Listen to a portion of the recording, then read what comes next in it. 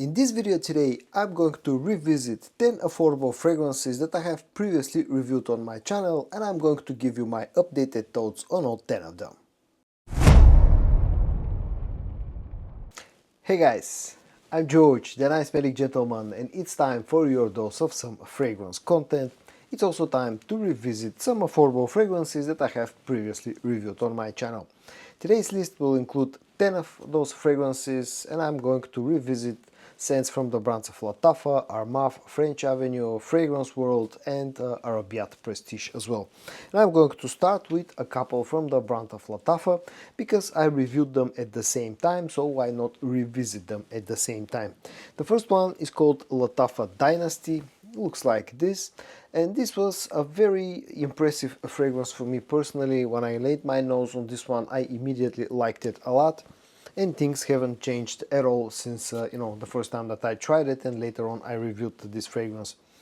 Now I'm not exactly sure what this is cloning, if it's a clone at all, but for me personally this brings a bit of imagination vibes, meaning you get some freshness in the opening, you get a bit of that floral touch thanks to that tea note that imagination has and this one has. Thanks to the muskiness, a bit of the ambery sweetness, but this one doesn't feel soapy. This one feels a little bit more masculine, slightly more mature, and slightly more versatile than imagination itself, because again, this just overall is not as soapy, is not as fresh. But overall, this brings similar vibes without being a clone of imagination, serves almost the same purpose, but I may like this one even more than imagination and the clones of imagination. Nice quality from Lattafa in this case, good performance, a very nice, a very versatile scent that has a bit of a mature vibe to it. Just keep that in mind. But I've been digging this one since day one and nothing has changed on my opinion about this fragrance. I really like it to this day. The next one from Lattafa that I reviewed at the same time, that I bought at the same time, is called Habik for Men.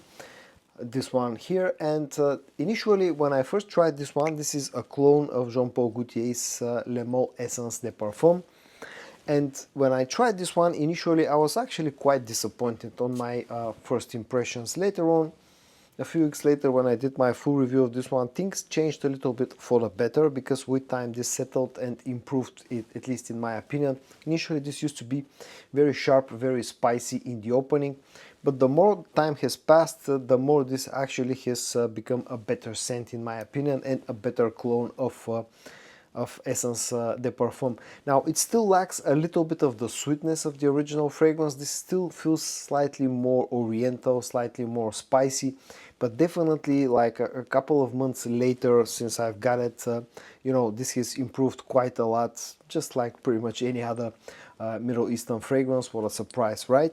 And nowadays this sits closer to the original scent, and in my opinion is a better scent overall, because it has really settled nicely. Again, still lacks a little bit of the sweetness of the original, but nowadays this smells a lot better than it used to smell. It's spicy, it's slightly leathery with a bit of vanillic sweetness, some cardamom. Overall this is a sexy scent, and again with time this has improved a lot, and now I think a lot more highly of this one than when I initially tried it for the first time. Still, in my opinion, Porsche Omega from Fragrance World is slightly better when it comes to how close it feels to the original one, but Habik with enough time has improved nicely, and nowadays I like it a lot more than once I did back in the day. The next one comes from the brand of Armaf, and this one is part of the Odyssey line, and it's called a Mandarin Sky Elixir. This is a clone of Scandal Le Parfum, but it's not exactly a clone of Scandal Le Parfum, because this feels like a mix between Scandal Le Parfum and something like Paco Rabanne's Invictus of Victory Elixir. And this is a very sexy scent that I've really been digging since day one, and to this day this remains for me one of the best releases from Armaf throughout 2025 so far. Sweet, sexy, modern, long-lasting, with good quality, and again nothing has changed about all those things. In fact, this seems a little bit stronger now, than when I reviewed it a couple of months ago, and overall this is a superb release from Armaf again. If you like Scandal Le Parfum, if you like something like Paco Rabanne's Invictus Victory Elixir, this is a no-brainer in my opinion, because this smells nice, this smells sexy, it has good quality, and the performance is very strong, and still I like it still as much as I did when I first tried this one.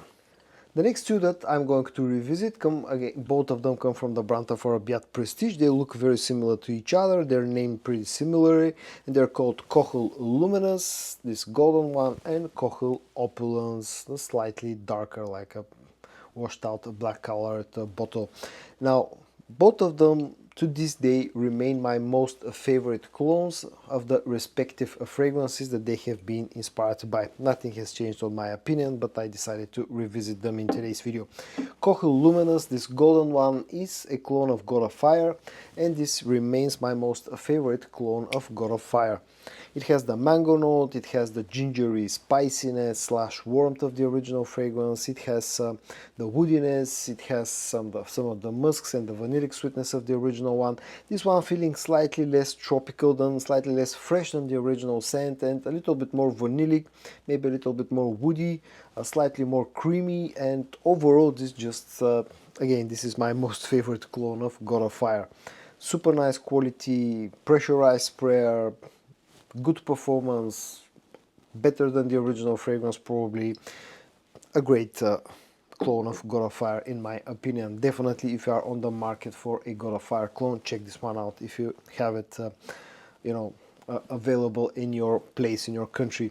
The next one, the other one, Kohl Opulence, this the darker bottle. This one is a clone of Ex Nihilio's Blue Talisman, and again this remains my most favorite clone of Blue Talisman. Now the reasons why this is the case is because this is like a slightly more masculine take on Blue Talisman.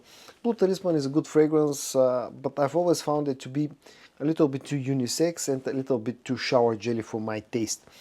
This one feels a little bit darker, a little bit less shower jelly, less fruity, maybe having a little bit more vanillic, ambery sweetness, and having a touch of leather as well, which makes it more masculine and less shower jelly, and for those reasons I really like this one. Again, the quality is absolutely fantastic, as you saw, a pressurized sprayer, great performance and all that, so both of them remain superb fragrances in my opinion. The next one that I'm going to revisit comes from the brand of Afnan, and it's one of those scents that I initially wasn't like super impressed from, because it felt a little bit too spicy for my taste, but then the more time has passed, the more highly I have started to think about this fragrance, and like 3 or 4 months down the road, this in my opinion, I have changed my opinion so much that I think of this one as being one of the best Middle Eastern releases of 2025 so far. It's from the 9 line, and this one is called a 9 PM Elixir. Of course, this is heavily inspired by Jean-Paul Gaultier's Le Male Elixir Absolu. But it's not an exact clone. Now we're starting to see more clones of Le Male Elixir Absolu that actually smell closer to the original scent than, let's say, 9 PM Elixir. But still, this is great. Initially this felt a little bit too sharp and too spicy, but just like Habik, for example, this has settled nicely, and nowadays feels a lot smoother, a lot closer to the original one, although still not feeling like a direct clone, again more like an inspiration. But again, it's very sexy, it has the usual very high quality that you would expect from Afnan and this 9 lineup of fragrances. And this has 2 things going for it, at least from my experience. The first thing is that this is a very strong, lasts for a long time and projects really nicely, pretty beastly when it comes to the performance. And the second thing is that from my experience, this is a highly complimented fragrance. This has brought me quite a few compliments, and the more time passes, the more I actually like this one, and I like it even more than I did when I did my full review on this fragrance. The next one comes from the brand of Fragrance World, and it's called Tobacco and Coke, one of the relatively new releases from Fragrance World. This has been around for a few months now, and this is a very interesting scent that originally when this one was released, and launched, people thought that this is going to be a clone of a Mancera fragrance that's called Tonka Cola. But actually this smells a lot closer to something like Tom Ford's Tobacco Vanille. Maybe has a hint of Tonka Cola, but mainly because of that Coca-Cola vibe that you get. But it's like taking Tobacco Vanille and pouring some Coca-Cola on top of it, basically the way that this smells. It has the tobacco note, it has the vanillic sweetness, it has some of the cloves and the cinnamon of the Tom Ford's Tobacco Vanille, but again, plus the addition of a Coca-Cola note, and this smells absolutely nice in my opinion. I think it's a bit of a hidden gem because not too many people talk about this fragrance for some reason. Nowadays, French Avenue scents seem to be stealing the spotlights when it comes to fragrance world, the whole company. But I think this was a great release, nice quality and pretty strong performance as well. Very unisex scent that's actually very appropriate for the fall season that we're currently in. And I'm going to finish off the video with a few fragrances from the brand of French Avenue. The first one is called Raw Blend Sequoia. It's the newest member in the Raw Blend line. This one, of course, being heavily inspired by none other than Kilian's Angel Share Paradise. A bit of a weak sprayer. Something that I've noticed lately with some French Avenue scents for some reason, but the quality of the scent is great. And this is my most favorite one of the Raw Blend line. It smells absolutely fantastic, smells super classy. The addition of this raspberry note in the original fragrance and this one as well, a hint of that rose, which adds a bit of airiness to the whole scent profile, was an absolute genius move in my opinion, because this just elevated the whole original Angel Share scent profile to the next level in my opinion, while still remaining perfectly unisex. This one feels a lot more mature, a lot more classy, even a lot more dressed up, and I absolutely love it. And one thing I've noticed with Raw Blend Sequoia is that the more time passes, the more pronounced that raspberry note comes across, and smells even closer to the original fragrance now, and smells absolutely fantastic. Great quality, strong performance, doesn't project super strongly, but the total longevity on skin is very, very nice, and I absolutely love it. And in fact, I might even love it a little bit more than when I did my review on this one. The next one is one of the best releases in 2025 so far from the Middle East in my opinion. It's called Fierte Luna. This one, of course, being a clone of Xerjoff's Naxos. Now, we had to wait for a very, very long time before we actually started to get some proper Naxos clones out of the Middle East. And this was the first great clone that came out like 4 or 5 months ago. And to this day, this remains one of your best options if you're looking for a great Naxos clone. It's absolutely fantastic. I love Naxos and I love Fierte Luna. The opening feels slightly fresher than the original fragrance. The tobacco note feels slightly harsher than the original fragrance, but overall this is super nice quality, very versatile scent that is unisex in my opinion, although leaning to the masculine side. Great performance. With time this has improved more and more when it comes to performance. Overall, I absolutely love this one. Even compared to the newer clones that we're getting right now, this still remains an superb and absolutely valid option. And of course, a fragrance battle for the best Naxos clone is coming up soon. Keep that in mind. And the last fragrance that I'm going to revisit in today's video, again from French Avenue, is called Zenith Blue. This one needs no introduction. This is a clone of the original Dior Sauvage, and it's great. I love Dior Sauvage and I love Zenith Blue. The best clone of Dior Sauvage that you can get in 2025, period.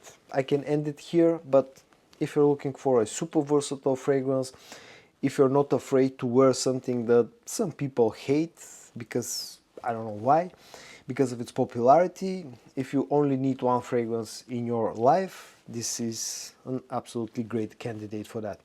Masculine, smells nice, versatile, you can wear it for any type of occasion with great quality and performance that rivals the original scent for a fraction of the price, like a third or a quarter of the price. Let's say a third of the price of the original one. That's pretty much it. Zenith Blue from from French Avenue. I love this one as much as I love the original scent. And so guys, in today's video I revisited 10 affordable fragrances that I have previously reviewed on my channel, and I gave you my updated thoughts on all 10 of them. I hope that you found today's video interesting. If you did, give it a like, and I also hope that you're going to join me in the next one for your dose of some fragrance content. And until then, stay safe and bye bye.